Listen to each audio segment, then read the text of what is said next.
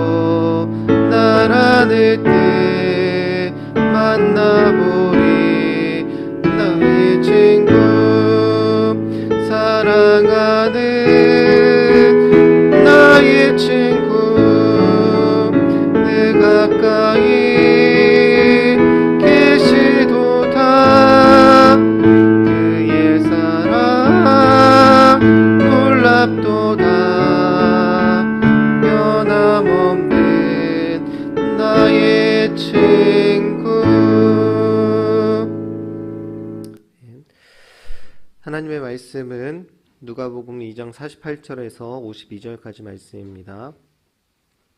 누가복음 2장 48절에서 52절까지 말씀입니다. 함께 읽겠습니다. 그의 부모가 보고 놀라며 그의 어머니는 이르되 아이야 어찌하여 우리에게 이렇게 하였느냐 보라 내 아버지와 내가 근심하여 너를 찾았노라. 예수께서 이르시되 어찌하여 나를 찾으셨나이까 내가 내 아버지 집에 있어야 될 줄을 알지 못하셨나이까 하시니 그 부모가 그가 하신 말씀을 깨닫지 못하더라. 예수께서 함께 내려가사 나사렛에 이르러 순종하여 받으시더라. 그 어머니는 이 모든 말을 마음에 두니라. 예수는 지혜와 키가 자라며 하나님과 사람에게 더욱 사랑스러워 가시더라. 아멘. 최근에 한참 우리나라를 시끄럽게 했던 그런 이슈가 있죠. 이단 JMS의 정명석 사건이 한참 대대적으로 보도가 되었습니다. 제가 대학교 1학년 때 이단과 종교라는 수업을 들은 적이 있는데, 이단과 종교라는 수업은 말 그대로 이단하고 다른 종교에 대해서 배우는 수업이었습니다. 근데 그 이단과 종교라는 수업에서 한 가지 프로젝트가 있었는데, 한 곳의 이단제를 정해서 그것을 탐방해가지고 보고서를 쓰고 이제 발표하는 그런 프로젝트였습니다. 제가 속한 저희 조는 그 이재록의 만민중앙교회를 탐방하는 그런 이제 과제가 있었는데, 그 만민중앙교회가 굉장히 무섭다는 얘기가 있어가지고 저는 쫓아가지 못했습니다. 겁이 많아가지고 안 간다고 했던 적이 있습니다. 근데 또 다른 조는 JMS도 이렇게 탐방했던 걸로 제가 기억을 하고 있습니다.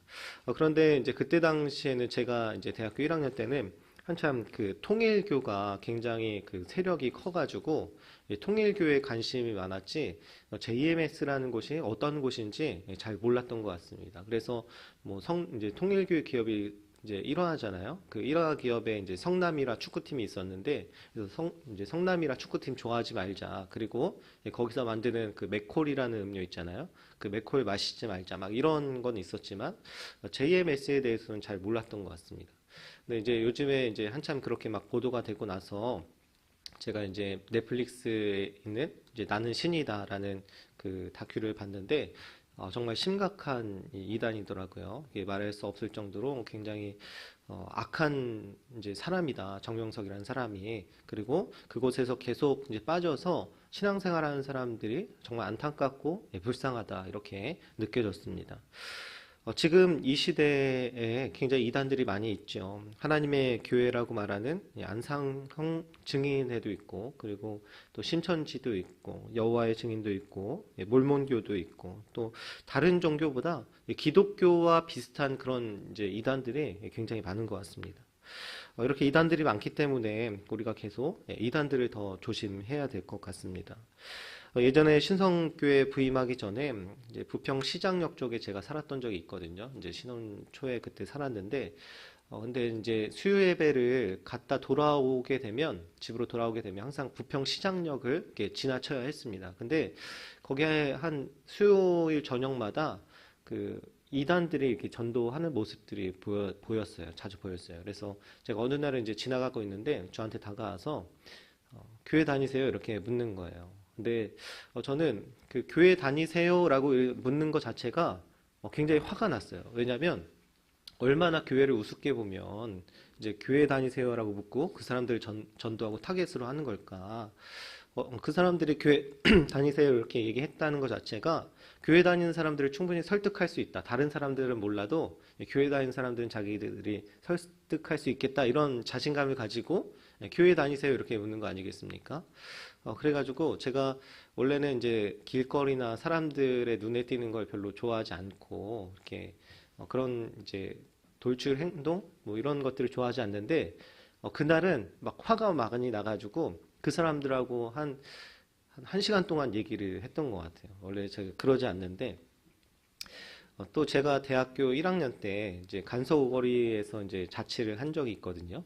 근데 제 친구랑 같이 자취를 했는데 제 친구는 교회 다니는 친구는 아니었어요. 고등학교 이제 친구랑 같이 자취를 하게 된 거였는데 근데 제가 없는 날 하나님의 교회에서 제가 부평시장역에서 그 논쟁했던 사람들도 하나님의 교회였고 또 이제 대학교 1학년 때 제가 없는 날 제 친구가 이제 있었는데 그 하나님의 교회에서 와가지고 제 친구를 거기 데리고 가서 세례를 준 거예요. 그래서 제가 거기 왜 갔다 왔냐고 이렇게 물어봤더니 이쁜 여자 2명이 찾아왔길래 제가 쫓아갔다 왔다 이렇게 얘기하더라고요. 그래서 제가 또 화가 나서 대학교 1학년 때 거기다가 전화해가지고 이제 따졌는데 그때는 제가 그 사람과 전화를 하면서 졌습니다.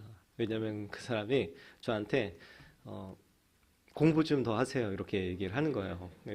이제 대학교, 이제 신학생이지만 대학교 1학년 때, 뭐, 얼마나 이제 뭐 알겠습니까? 잘 모르잖아요. 근데 제가 그때는 이렇게 졌어요. 근데 이제 10년 전쯤 그 부평 시장역에서 제가 얘기했을 때는 제가 복수를 했습니다.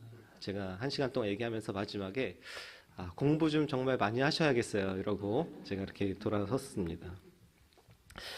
오늘날에도 우리 주변에 이단이 많이 있지만 초기 교회 시대에 우리가 흔히 말하는 초대교회 때에도 이단이 있었다는 것을 우리 성경에서 이제 발견할 수가 있습니다. 골로새서나 요한일서 같은 경우에는 이 영지주의라고 여겨지는 그 세력들이 있어가지고 교회를 혼란스럽게 하고 분열시켰던 그런 일들이 성경에 나오고 있습니다. 그 영지주의가 뭐냐면 예수님이 신이 아니다. 인간 예수님은 신이 아니다라는 이런 주장을 펼쳤습니다. 예수님이 세례 요한에게 세례를 받으실 때 하나님의 영이 들어왔었고, 그리고 예수님이 십자가에 돌아가실 때 그 영이 떠났다. 그래서 인간 예수는 하나님이 아니다라는 이런 주장을 펼쳤고요. 또 이원론적 사상을 가지고 있어서 영은 선하고 육은 악한 것이기 때문에 인간 예수는, 육신으로 온 인간 예수는 이제 악한 것이기 때문에 하나님이 될 수 없다, 이런 논리를 펼치기도 했습니다. 4세기에는 이집트 북부 알렉산드리아의 신학자였던 아리우스라는 사람이 있었는데요. 이 사람은 예수님이 참 하나님이 아니다라고 이렇게 가르쳤습니다. 하나님은 원인이 없이 존재해야 하고 또 시작이 없어야 되는데 예수님은 하나님으로부터 시작된 존재이기 때문에 그런 성자는 하나님일 수 없다라고 이렇게 이야기한 것입니다. 간단하게 말해서 하나님이라면 기원이 없어야 되는데 기원이 있는 예수님은 시작이 있기 때문에 하나님일 수 없다라고 이렇게 주장했습니다. 하지만 동시대를 살았던 아타나시우스라는 신학자는 이렇게 말했습니다. 성자를 통해 하나님을 알고 그분을 아버지라 부르는 것이 하나님의 외적인 사역들만 가지고 하나님을 말하고 그분을 시작되지 않는 존재라 부르는 것보다 훨씬 경건하고 정확하다라고 이렇게 주장했습니다. 그러니까 간단하게 설명하면 하나님을 가장 잘 설명하고 이해할 수 있는 유일한 분이 예수님이기 때문에 우리가 예수님을 통해서 하나님을 볼 수 있기 때문에 그분이 바로 하나님이시다라고 이렇게 주장한 것이죠. 그래서 예수님도 요한복음 14장 9절 말씀에 나를 본 자는 아버지를 보았거늘 어찌하여 아버지를 보이라 하느냐라고 그 제자 빌립에게 아버지를 보여주십시오라고 이런 대답에 예수님께서 이렇게 말씀하신 것이죠. 우리가 복음서를 읽다 보면 보통 드는 생각은 예수님이 하나님이시다라는 이런 생각을 가지고 있습니다. 우리가 복음서 볼 때 예수님께서 병자를 고치시고 귀신을 내어 쫓으시고 죽은 자를 살리시고 죄를 사하시고 자연을 다스리시는 이런 장면들을 볼 때 정말 예수님께서 하나님이시다 이런 생각이 자연적으로 들 수밖에 없습니다. 그것이 바로 성경에서 우리에게 전하고자 하는 메시지가 맞습니다. 그래서 우리가 지금까지 읽었던 누가복음에서도 예수님이 하나님이시라는 그런 분명한 내용들이 계속해서 나오는 것을 볼 수가 있죠.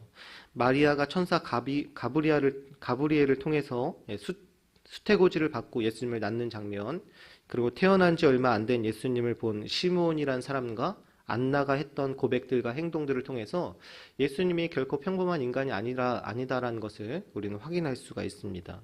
또 어제 본문처럼 예수님이 성전에 있는 선생들, 또 학자들과 함께 이 12살이라는 어린 나이에 그들과 토론하고 그런 놀라운 지혜들을 보여주는 장면도 예수님께서 분명 보통 인간은 아니다, 평범한 인간은 아니다라는 것을 우리에게 보여주고 있는 것입니다. 하지만 성경에서 우리에게 알려주고자 하는 메시지는 예수님이 하나님이시다라는 그런 메시지도 있지만 동시에 또 한 가지 메시지가 있는데 바로 예수님은 인간이시다라는 것을 우리에게 알려주고도 있습니다. 예수님이 마리아라는 인간의 뱃속에서 10달 동안 있다가 출생하게 된 것, 그리고 난지 8일 만에 할례를 행한 것, 오늘 52절의 말씀에서 지혜와 키가 자란다는 것은 예수님이 분명한 육신으로 오셨다는 것을 우리에게 말씀하고 있죠. 하나님이시면 지혜가 자랄 필요가 없고 키가 자랄 필요가 없습니다. 그러면 여러분들 생각해 보십시오. 여러분들이 만약에 인간으로서 개미가 된다고 하신다면, 개미가 된다고 생각하면, 누가 개미의 알부터 시작해가지고 이렇게 태어나겠습니까? 그냥 성체로 된 개미로부터 시작해서 이렇게 하지 않겠습니까? 근데 예수님께서는 인간으로 오셨기 때문에 뱃속에서 10달 동안 계셨고, 또 태어나셨고, 유아기와 소년기를 거쳐서 이렇게 인간과 동일한 삶을 살게 되셨다는 것이죠. 그래서 요한일서 1장 1절에도 이렇게 말씀하고 있습니다. 태초부터 있는 생명의 말씀에 관하여는 우리가 들은 바요, 눈으로 본 바요, 자세히 보고 우리의 손으로 만진 바라.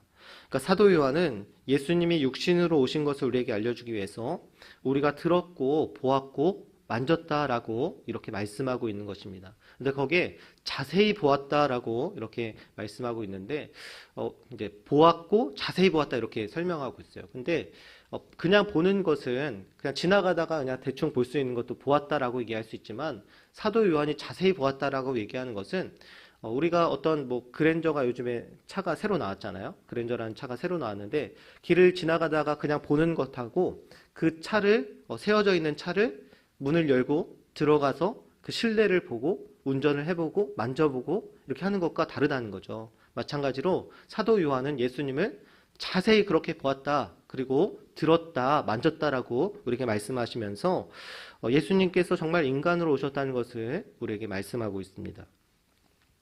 초기 교회 시대의 이단들은 예수님을 하나님의 아들로 인정하지 않으려는 우를 범했습니다. 하지만 지금 우리가 쉽게 범하는 우는 예수님을 하나님으로만 생각하고 인간으로 오신 예수님으로는 잘 생각하지 않는다는 것이죠.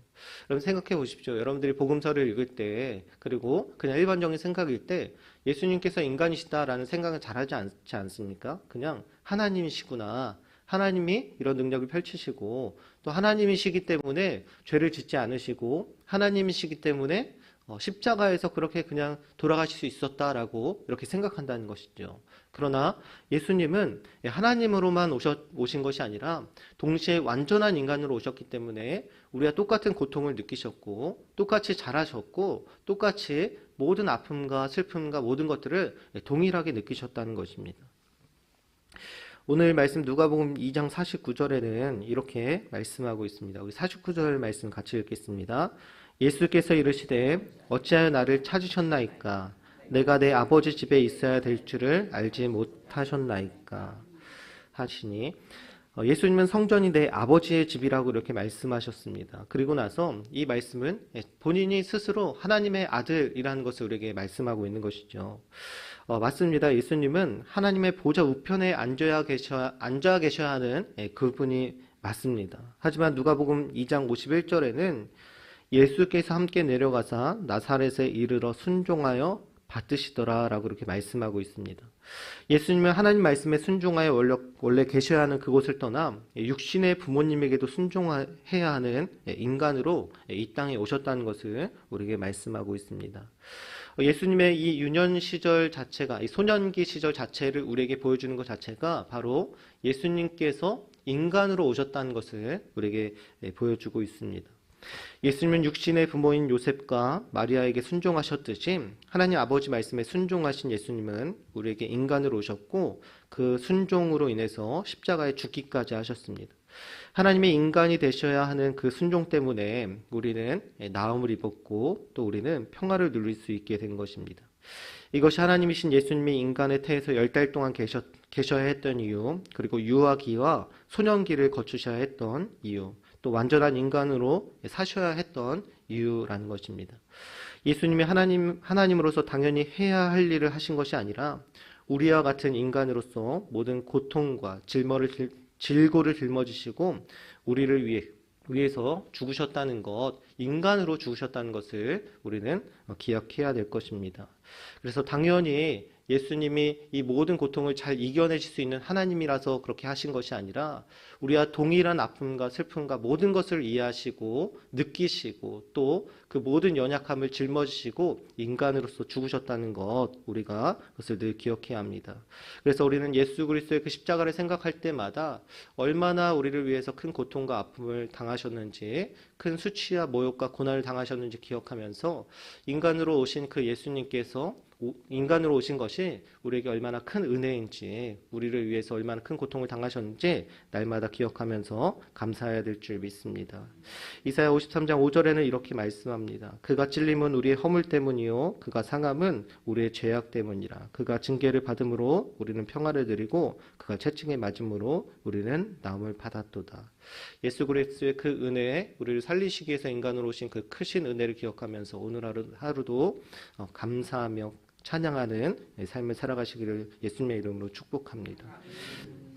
제가 헌금 봉헌을 안 했는데요. 봉헌 같이 하겠습니다. 1000번째 예물 이순정 권사님, 조근호 장로님, 김표현 권사님, 주님 복 주심에 감사드립니다. 황희돈 집사님, 천일 작정 감사헌금 임미경 권사님, 1000번째 예물 유준경, 유용성, 김혜자, 유혜림, 김유신, 오선경, 김준성, 김준우, 정진영, 김정옥, 장규식, 장진혁, 김봉재, 박연희, 김서열 성도님 1000번째 예물 드리셨습니다. 우리 기도 제목 함께 읽고 기도하겠습니다. 영원한 왕 예수님으로 살게 하소서. 사순절 주님의 십자가를 더 깊이 묵상하게 하소서. 주님이 자녀들의 삶의 주인 되어 주소서. 환우들에게 치유를 도와소서. 날마다 성령 충만케 하소서. 또 목사님 출타 중에 계신데 또 안전을 위해서 또 오늘 말씀 기억하시면서 함께 주여 한번 외치고 기도하겠습니다. 주여. 거룩하시고 내가 풍성하신 하나님 감사합니다. 하나님 저희들을 불러주시고 오늘 하루도 하나님 예배로 또 하나님께 기도할 수 있도록 또 오늘 말씀을 듣고 또 오늘